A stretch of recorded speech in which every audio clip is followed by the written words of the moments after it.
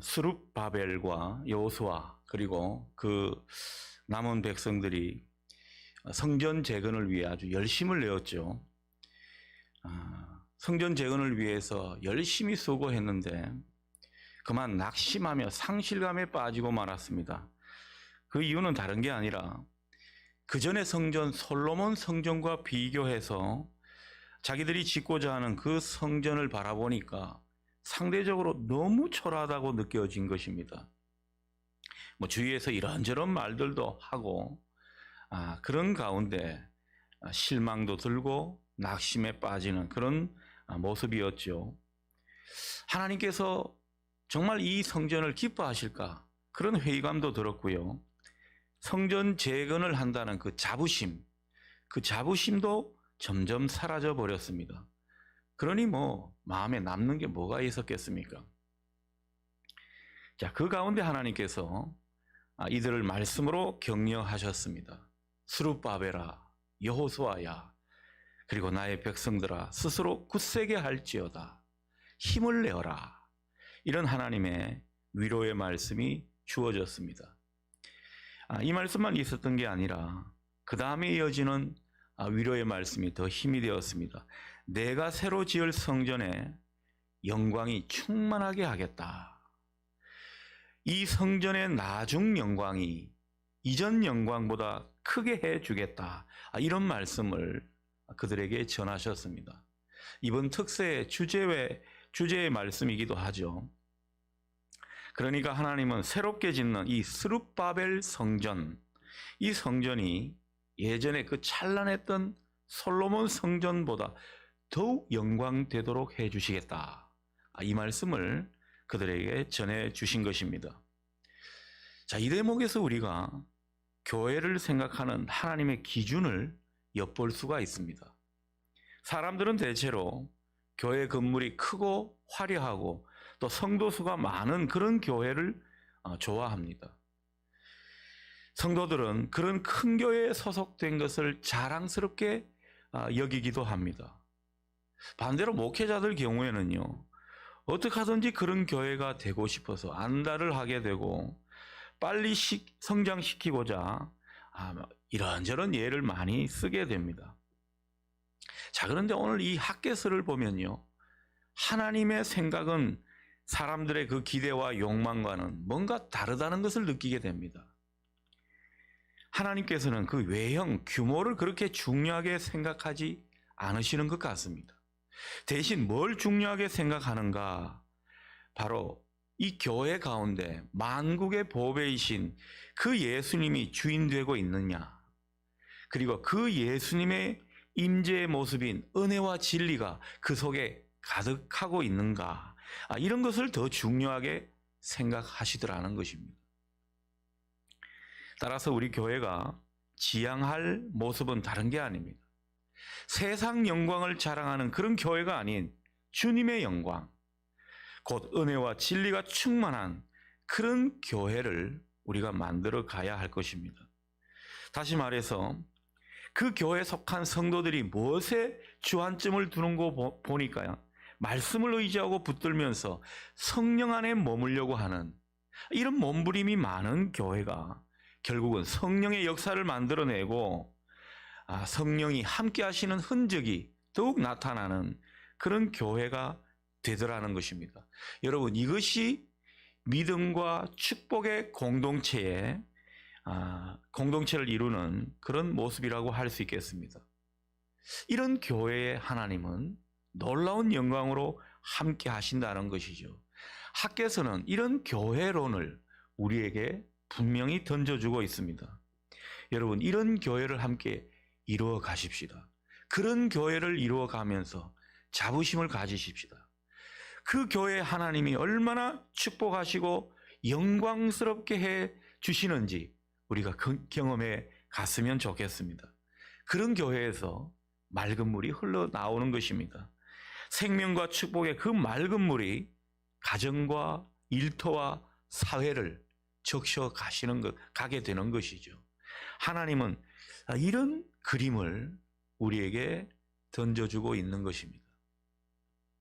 자, 그런데 우리가 이런 믿음과 축복의 공동체를 이루기 위해서는 전제가 되는 것이 있습니다. 오늘 말씀에서 그런 것을 우리가 보겠는데요. 뭔가 이 믿음의 공동체가 영광스럽고 축복된 공동체가 되기 위해서는 성결 과제가 있다라는 거죠. 오늘 말씀에서 우리가 그것을 확인해 보면 좋겠습니다. 자, 오늘 본문은요, 하나님께서 학개 선지자를 통해서 제사장에게 질문을 하라고 그런 말씀을 하십니다. 율법에 나오는 내용에 대해서 질문하라고 말씀하시는 것이죠. 12절 말씀을 보시면 이런 이야기가 되겠습니다. 어떤 사람이 거룩하게 바쳐진 그 고기를 자기 옷자락에다가 싸고 있었는데 그 옷자락이 떡이나 국이나 포도주나 기름이나 또 다른 어떤 음식물에 닿았다고 할 때 이런 것들이 거룩해지는지 성물이 되는지 그것을 물어보라 말씀하셨습니다. 학개가 이걸 제사장들에게 물어보니까요, 제사장들은 율법을 잘 아니까 그렇지 않습니다, 이렇게 대답을 하는 것입니다. 학개가 하나님의 뜻을 따라서 또 한 가지 질문을 더 하죠. 13절입니다. 학개가 물은 질문은 다른 게 아니라 시체를 만져서 부정하게 된 사람이 이 모든 것 가운데 어느 것 하나라도 닿으면 그것이 부정하게 되는지 물었습니다. 이 물음에 제사장들이 대답하는 것은 다 부정하게 됩니다, 이런 말이었습니다. 여러분, 하나님께서 왜 이런 질문을 하셨을까요? 이 질문이 의미하는 바가 무엇일까? 그것을 우리가 생각해 보는 것입니다. 자, 여기서 말하는 거룩한 고기는요, 이 하나님께 제사를 드리고 하나님께 바쳐진 그런 성물을 뜻합니다. 구약 제사에서 속죄제 같은 경우에는 고기를 전부 다 태워야 했기 때문에 먹을 수가 없었습니다. 그런데 화목제 같은 경우에는 내장에 기름만 다 이렇게 발라내서 태우고 나머지 고기는 제사장과 또 제사를 드린 백성들이 함께 나눠 먹을 수 있도록 그렇게 하나님께서 율법을 통해 정하셨습니다. 그런데 이 거룩한 고기는 성전 안에서만 먹을 수 있었고, 거룩한 고기에 대인 물건, 그 물건은 다 거룩한 물건이 되었습니다. 이 거룩한 고기가 성물인데 이 거룩한 성물에 대인 다른 것들이 또 거룩하게 되었다라는 거죠.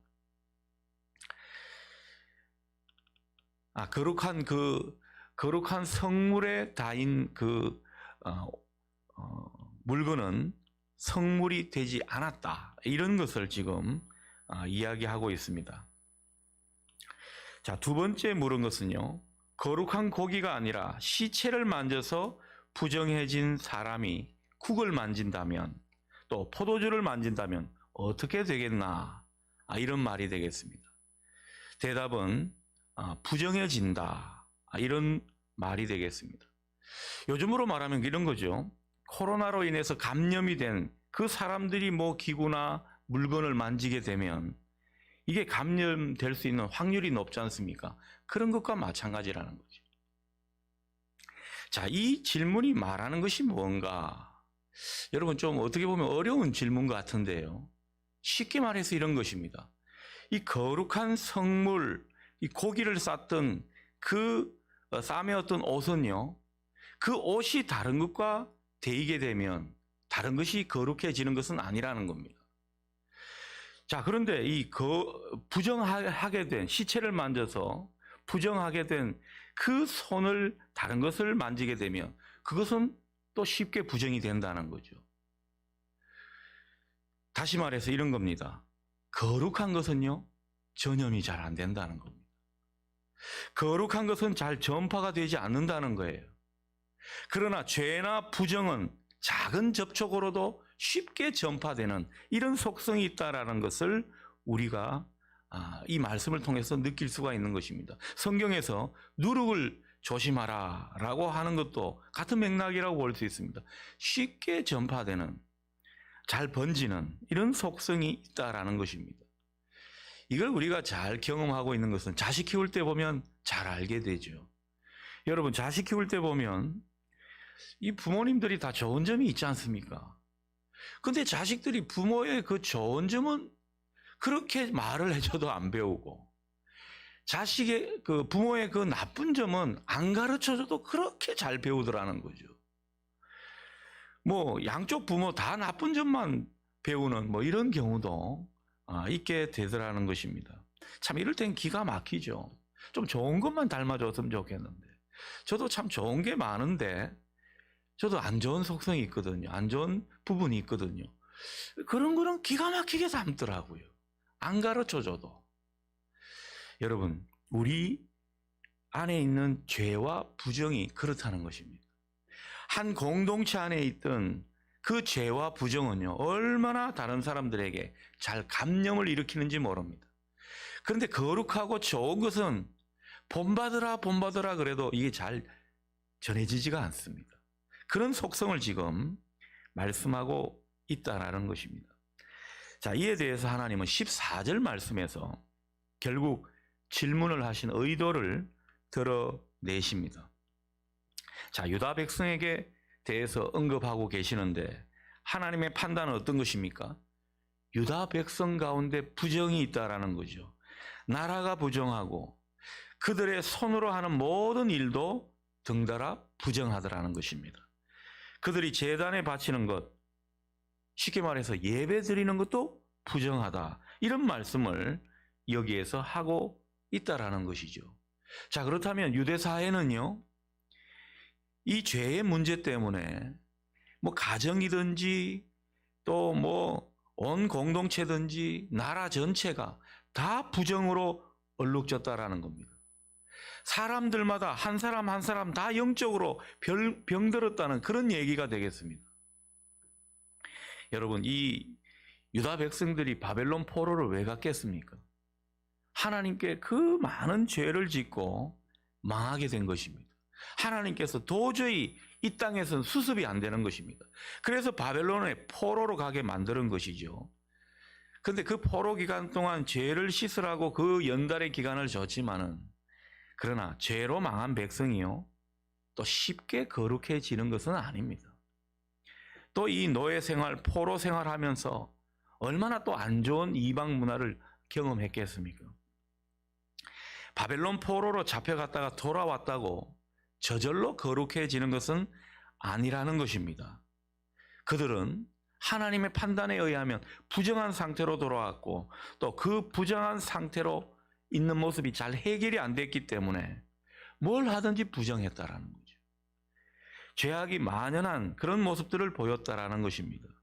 그러니 그런 모습을 아는 채 예배드리는 것, 하나님께서 이것을 온전히 받으실 수가 없는 부정한 모습이었다라는 것입니다.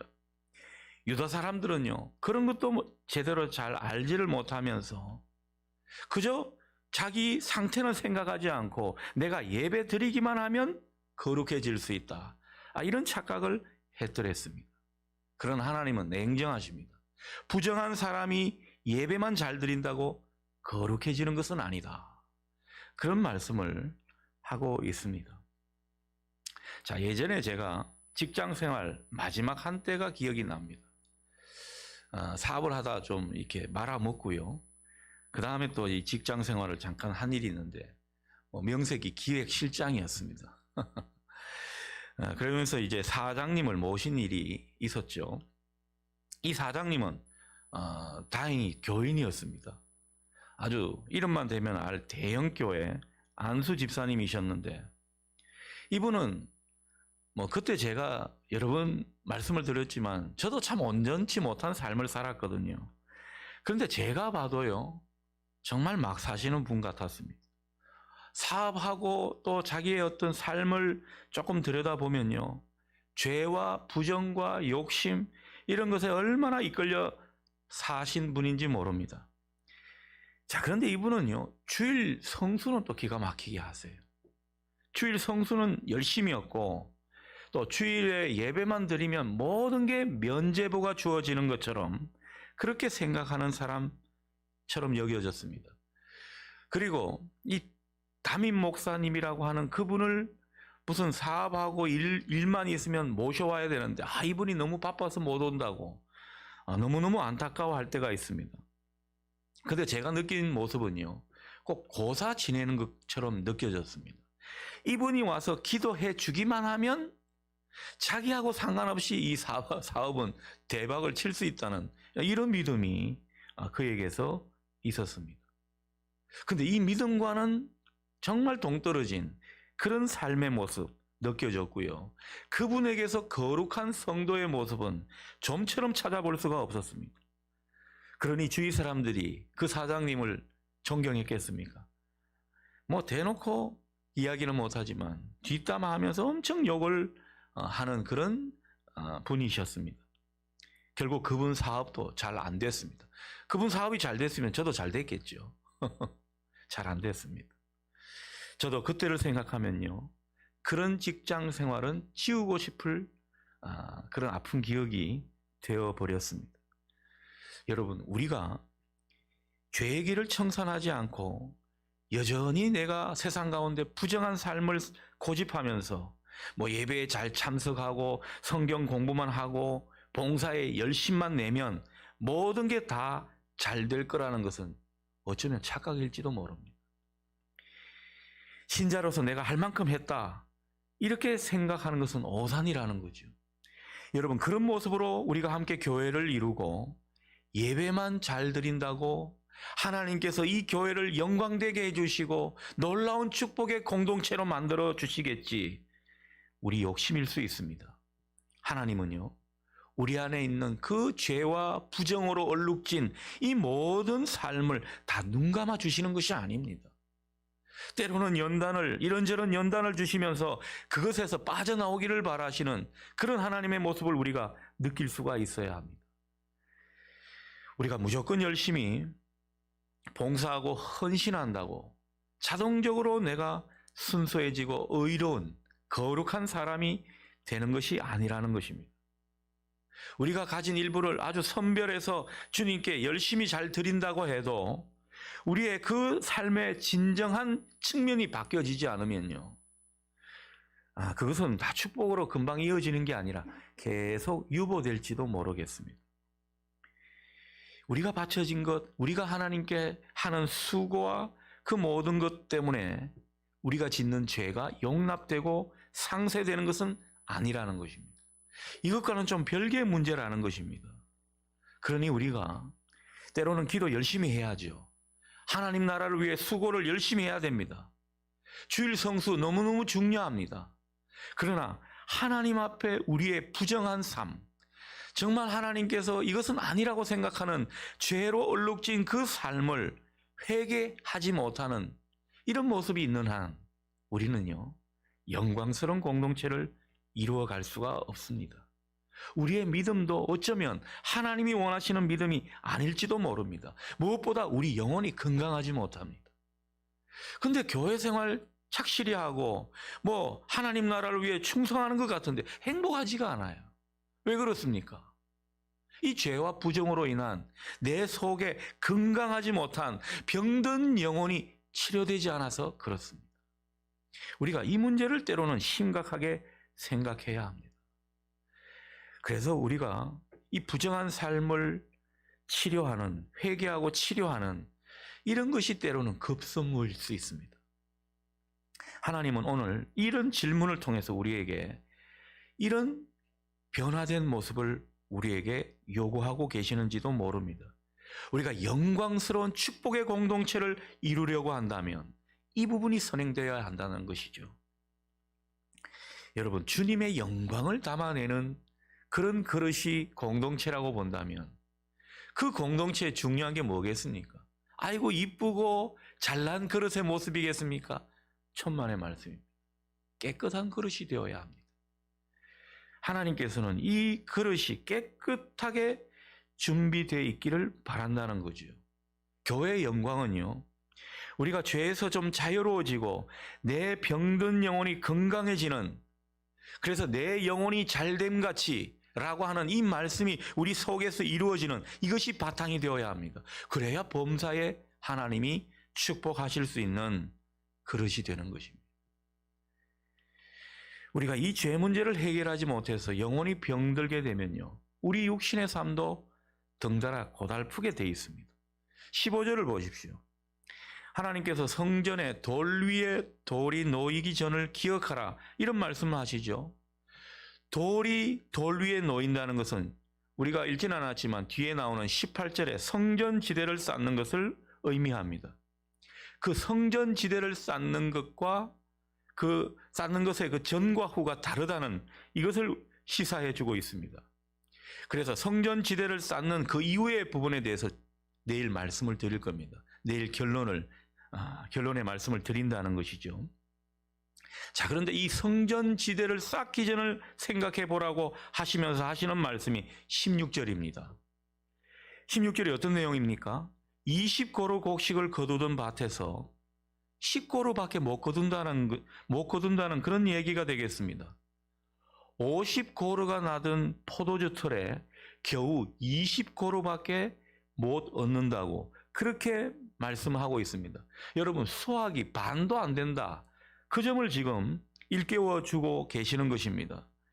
그리고 하나님은 17절에서 이 모든 것이 다 하나님이 하셨다, 하나님이 못 거두게 하셨다라는 점을 분명히 해두십니다. 제가 자주 말씀드리지만은 하나님이 막으시고 하나님이 막 달리던 것을 뒤에서 잡아당기시는 이런 하나님의 역사가 있었다라는 것입니다. 왜 이 말씀을 굳이 또 한 번 더 언급하시겠습니까? 그만큼 이런 모습으로 인해서 회개하고 하나님께 돌이키라고, 그래서 17절 마지막 부분에 너희가 내게로 돌이키지 아니하였느니라, 이런 말씀을 안타까이 하고 계시더라는 겁니다. 여러분, 하나님이 준비가 되지 않은 게 아닙니다. 하나님은 딱 스탠바이가 되었는데 사람들이 하나님께로 그것을 돌이키지 않더라는 것이죠. 제가 예전에 그 신학생 때 그 신대원에 가서 영성 수업을 들었는데 그 영성 과목을 공부할 때 한 일주일 동안 기도하는 그런 시간이 있습니다. 그것도 회개 기도만 일주일을 하게 하더라고요. 그 과정이 왜 필요한지를 나중에야 아주 절실하게 깨달았습니다. 여러분, 우리가 하나님과 동행하는 삶, 하나님의 그 놀라운 성령의 역사가 일어나는 삶, 하나님께서 축복할 수 있는 그 그릇이 되기 위해서는요, 우리 안이 깨끗게 되어야 합니다. 예수님의 그 보혈로 깨끗하게 되는 이런 체험이 선행되어야 한다는 것이죠.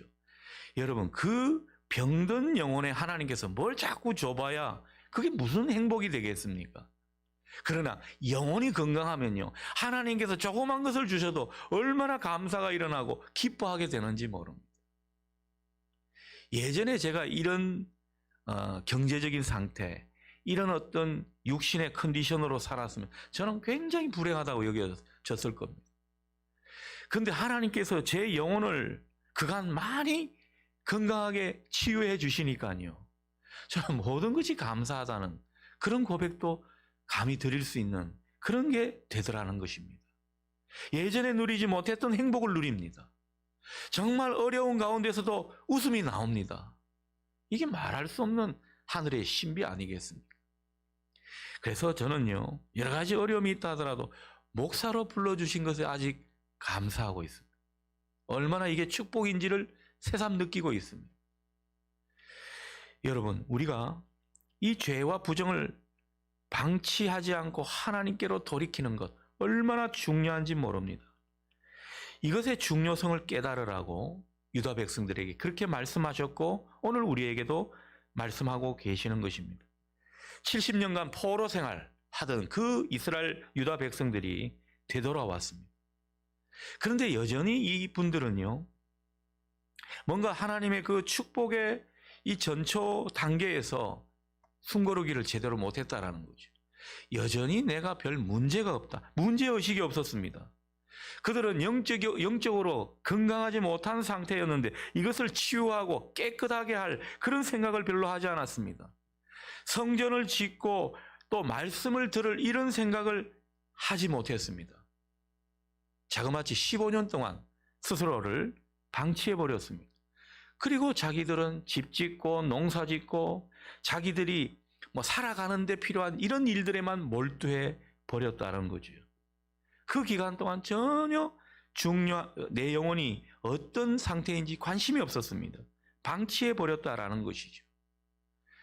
그래서 하나님은요, 뭔가 다음 단계로 넘어가기 전에 이 유다 백성들의 영혼의 상태를 보여주신 것입니다. 너희들의 영혼의 상태가 이런 것이다. 그래서 영혼부터 치료받으라, 그런 말씀을 하고 계신 것입니다. 우리 영혼이 치료받아야 그때부터 하늘의 축복의 문이 활짝 열릴 수 있음을 여러분 보실 수 있기를 바랍니다.